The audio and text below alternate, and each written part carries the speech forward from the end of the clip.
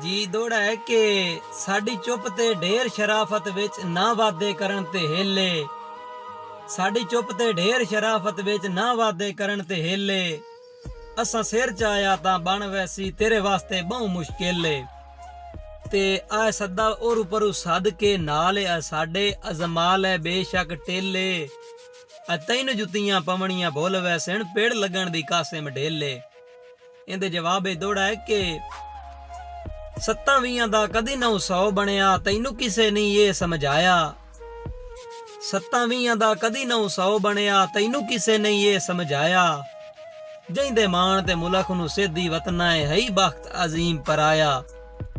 ਲੱਗੇ ਧੁੱਪ ਤਾਂ ਸੱਜਣ ਖਜੂਰ ਦਾ ਰੁੱਖ ਜਿਵੇਂ ਦੇ ਨਾ ਸਕਦਾ ਸਾਇਆ।